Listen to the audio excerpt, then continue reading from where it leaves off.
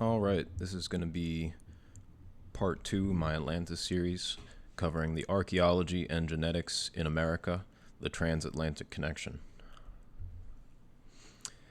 So again, Plato states that the events of Atlantis transpired about 9,000 years before Solon, so around about 9600, 9500 BC. He's very specific about the location. This power came forth out of the Atlantic Ocean. It was on an island situated in front of the Strait of Gibraltar, larger than Libya and Asia put together. It was the way to other islands, and from these you might pass to the whole of the opposite continent. And now this one great and wonderful empire of Atlantis, they're saying, had rule over the whole island and several others, and over parts of that boundless opposite continent. So if you're talking about in the Atlantic Ocean, across from or in front of the Strait of Gibraltar, aka Pillars of Heracles, somewhere around here. And they also controlled other islands as well as part of the opposite continent, right? So opposite continent across from the Mediterranean, across the Atlantic, has to be talking about the Americas. So do we have evidence of Upper Paleolithic, Late Paleolithic, early Holocene, Transatlantic connection in the archaeology or the genetics to maybe support Plato's claim of this transatlantic connection that existed before Atlantis' fall in 9600 BC? And it turns out we do. So we're going to be mostly looking at the Solutrean hypothesis in terms of the archaeology. But in terms of genetics, we'll be looking specifically at these haplogroups in red and yellow here.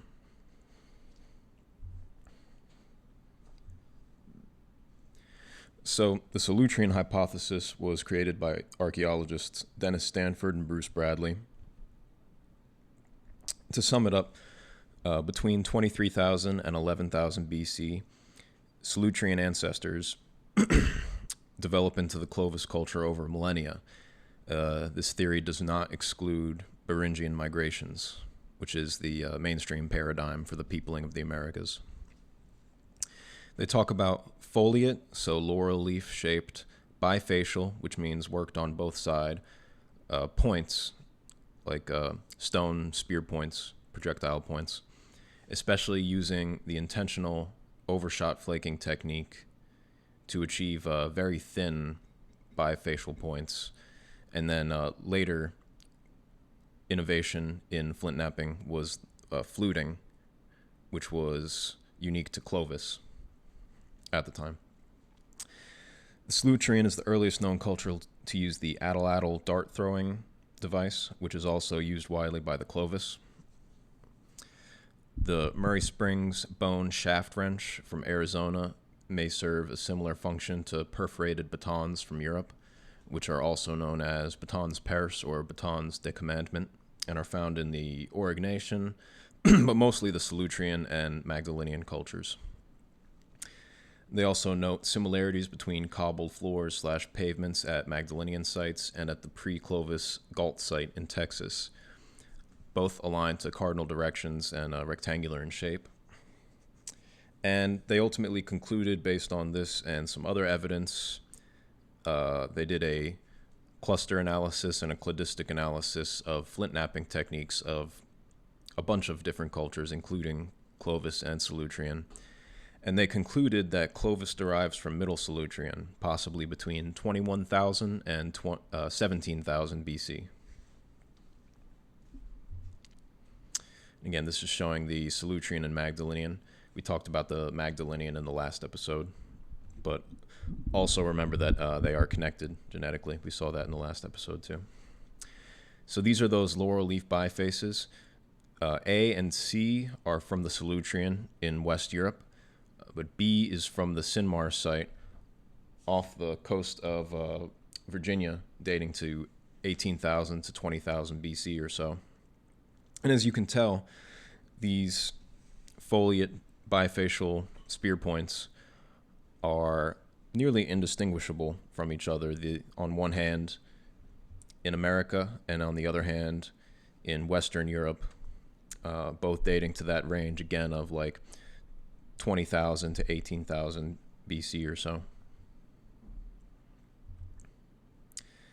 Again, we have more examples of these at the Parsons Island site from 18,500 BC or so. This is from the book Across Atlantic Ice by Bruce Bradley and Dennis Stanford, who made the Solutrean Hypothesis. This is just showing the distribution of Solutrean sites, again, in that Franco-Cantabrian refuge, as well as the rest of Iberia and France, too. And this is showing the exposed continental shelf from the lower sea levels of the late glacial maximum. This is showing permanent and temporary sea ice cover in the North Atlantic during the last glacial maximum, as well as the currents in the North Atlantic. And then you have Iberia over here and Newfoundland over here in Canada. And the Solutrean Hypothesis proposes that they could have, hopped along this ice shelf, this ice sheet, and also utilized the currents to carry them over. This is further evidenced by what appears to be evidence for a eastern dispersal route for Clovis, as opposed to the mainstream paradigm of northwestern Beringian dispersal. So on the right, we have pre-Clovis sites, and as you can see, they're all mostly on the east coast. And on the left, we have the density of Clovis points found per 1,000 square miles, and the darker parts have more Clovis points found. So again, you can see it's much more heavy on the east coast than on the west coast. And these arrows here are showing the direction of movement of exotic raw material from source areas to Clovis caches. So as they were expanding, as they were exploring, they would cache materials or tools, materials to make tools with as well, in case they couldn't locate a good source of tool-making stone in their explorations further out. They would return to the cache, and then they would have what they needed. This is an article from Nat Geo. So this blue arrow is the mainstream paradigm of the peopling of the Americas through the ice-free corridor. But now they think people also hop the coast along this kelp highway along the west coast and Beringia. But they're also showing a possible transatlantic route from Europe, which is basically the route proposed by the Solutrean Hypothesis.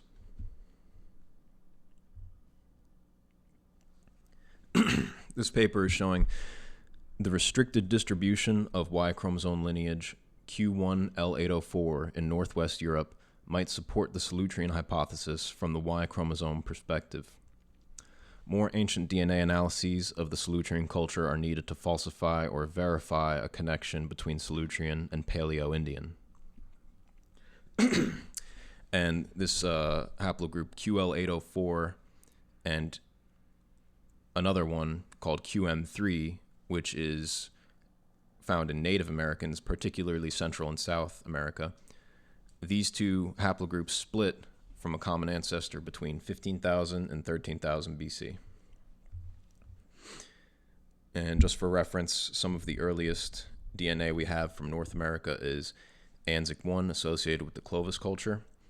He had a paternal haplogroup which was basal ancestral to both QL804 and QM3. And then Kennewick Man, a little bit later in the Pacific Northwest region, he's carrying mtDNA X2A and paternal haplogroup QM3. So this is showing the self-reported distribution of haplogroup QL804 per this website here. They're like one of those family DNA ancestry websites. According to this, it branched off from QCTS11969 around 13,000 BC. As you can see, restricted to Northwest Europe. And then this one is showing self-reported distribution of QM3, which also branched off from QCTS 11969 around 13,000 BC, according to this. And as you can see, very heavily represented in Greenland, but also, Central and South America. Now we'll talk about paternal haplogroup R1. In geographic plots, R1 frequencies in native populations of the Great Lakes / Algonquian speakers stand out as the great majority, having among the highest worldwide R1 rates, even higher than non-Western Europe and far higher than other Native Americans. They found that the R haplogroups in Native Americans have a substantial proportion of derived STR haplotypes not shared with Europeans. This would not be expected if those haplotypes were all recent European introductions, and it could be consistent with being derived from more ancient founders. While better phylogenetic resolution is needed, more data is needed.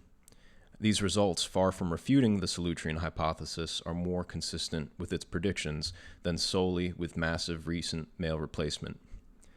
So what they're saying is that although the frequency of R1 in Eastern North America is usually attributed to post-colonial admixture with Western Europeans, what they're saying is that the R1 haplogroups of Native Americans is actually distinct from the Western European haplogroups, indicating that it's actually pre-colonial rather than post-colonial admixture of some kind, an ancient gene flow event rather than a recent post-colonial one. This is a map showing the distribution of R haplogroups.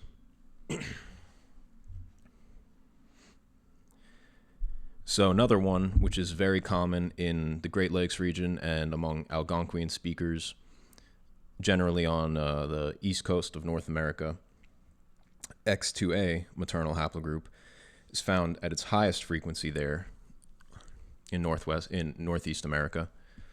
Eastern Canada and Great Lakes region appear to have the highest regional frequencies, consistent with an eastern primary region of X2A dispersal.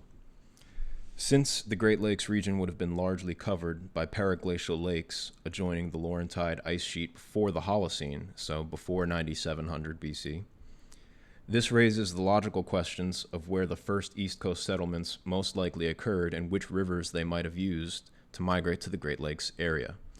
The St. Lawrence River is certainly an access possibility, and X2A has been found in half of a small sample of Algonquian-speaking Micmacs who live around its estuary.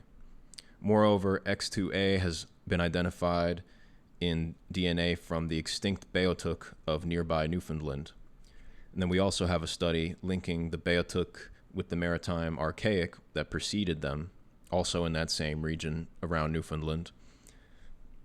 The maritime Archaic, which dates to between 7,000 and 3,500 BC. This study is showing, some genetic relationship between maritime Archaic, Beothuk, as well as the X2A found in Kennewick Man.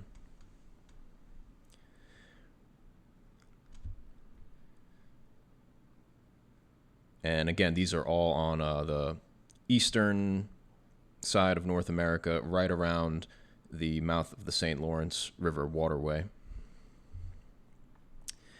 Another Algonquian-speaking group with very high rates of X2A and R1 is the Ojibwe, and they currently live around the Great Lakes region, but they actually have an oral tradition that they migrated from the Atlantic coast, so around, again, this same region, the mouth of the St. Lawrence River waterway around Newfoundland. The Ojibwe moved from the Great Salt Lake in the east to their westward locations in the center of America, right? Their forefathers were living on the Great Salt Water toward the rising sun. And then they have a whole migration myth about the stopping points along the way up the St. Lawrence River and eventually reaching an island in the Great Lakes. And this is a fairly recent migration, probably sometime within the last 1,500 years that they made this move from the East Coast toward the Great Lakes region. Another Algonquian-speaking group is the Menominee. The Menominee tribe of Wisconsin claims the old copper culture burials as their ancestors. So the old copper culture is a culture around the Great Lakes that potentially started mining copper up to 9,500 years ago, so 7,500 BC. But the earliest known piece of worked copper that has been reliably dated was dated to about 6,500 BC.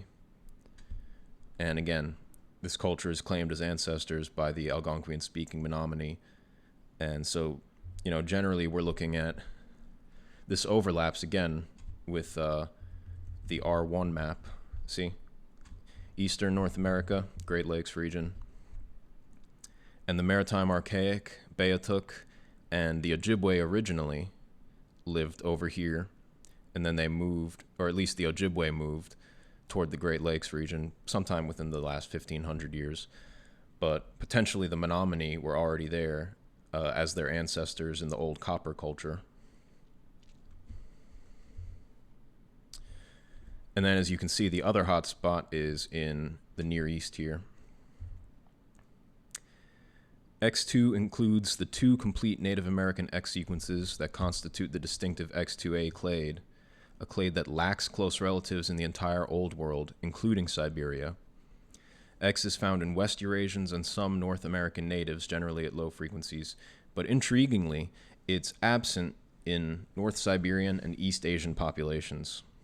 The few Altaean and Siberian haplogroup X lineages are not related to the Native American cluster, and they are more likely explained by recent gene flow from Europe or West Asia. These findings leave unanswered the question of the geographic source of Native American X2A in the Old World. Right, so they're saying it's a bit of a mystery. They don't have a clear path through Beringia like it's assumed everybody came to the Americas through.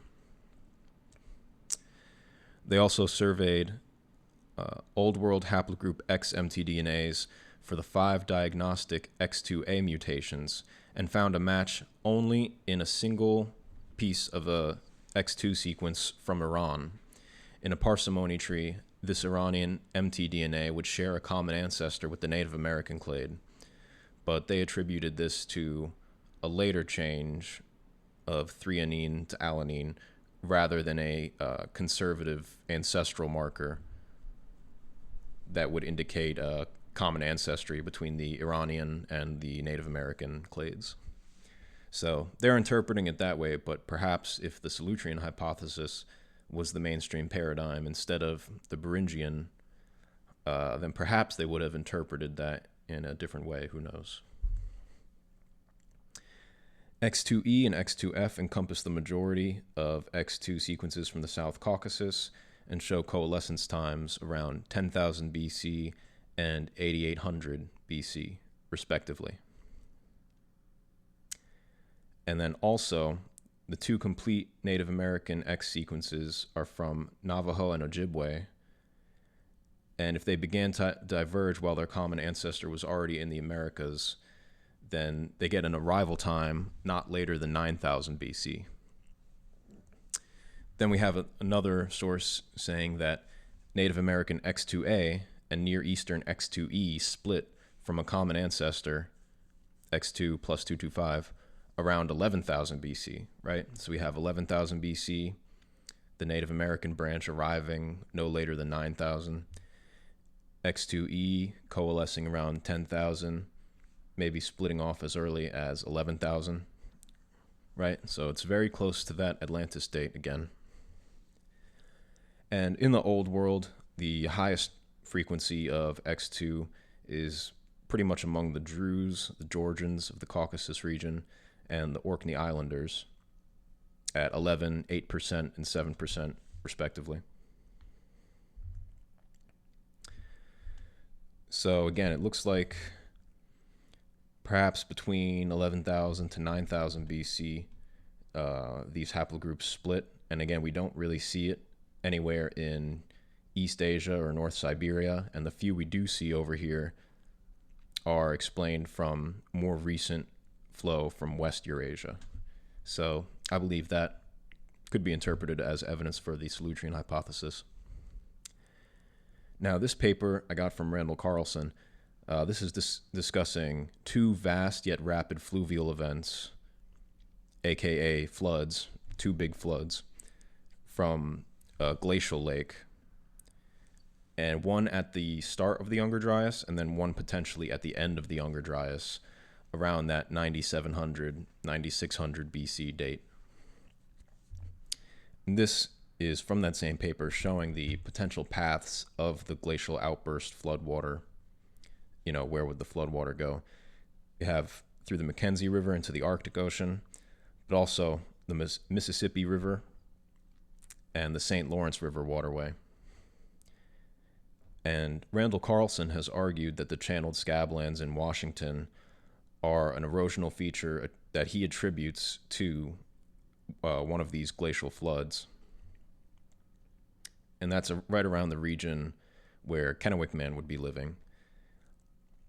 And again, before the Holocene, you would have more glaciation here.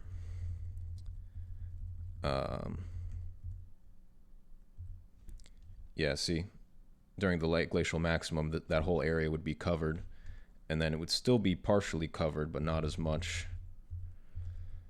And then at the end of the Younger Dryas, at the start of the Holocene, you potentially have this flood that's going up the St. Lawrence River waterway. My thinking is that these Algonquian-speaking X2A, R1 carrying populations would have been wiped out by this flooding. And we don't really see, because they were basically at the epicenter of the flood, essentially, the St. Lawrence waterway and the Great Lakes region. And also, we don't see X2A entering until at least as late as Kennewick Man. And also, these Algonquian-speaking groups are associated with the old copper culture dating back to potentially 7500, 6500 BC, as well as the Maritime Archaic, which also shares X2A, and that culture dates back as far as 7000 BC. So if these groups originated in this region, I think that they would have been potentially refugees coming from across Atlantis here after the flood, because otherwise they would have been wiped out if they were here before. And then, of course, we have X2E, which split off from a common ancestor with the Native American X2A, around 11,000, 10,000 BC. And we don't really see that anywhere in North Asia, East Asia, Siberia. So again, we have the Solutrean connected to the Clovis. We have the Great Lakes Algonquian-speaking populations carrying X2A and R1, potentially related to Near Eastern X2, X2E, X2F, and also R1, which is very common all throughout West Europe and also South Asia. In addition to that, we have QM3 and QL804 splitting off from a common ancestor around 13,000 BC. And this one only shows up in Northwest Europe, and this one is heavily concentrated in Central and South America, right? So perhaps they split and traveled each way, because the distribution of all these haplogroups, except for the ones in blue, could be interpreted as indicating a transatlantic dispersal path, right? And if we have this mini continent, large island in the middle of the Atlantic, as Plato says, then, that would definitely be a stopping point for the Solutreans on the way to leaving these pre-Clovis sites. And it could also explain why we see these haplogroups splitting late 13,000 to 10,000 or 9,000 BC, and we see the restricted distributions on either side of the Atlantic, right? That would be another indication that perhaps there's some truth to what Plato's saying. All right, thank you guys for watching.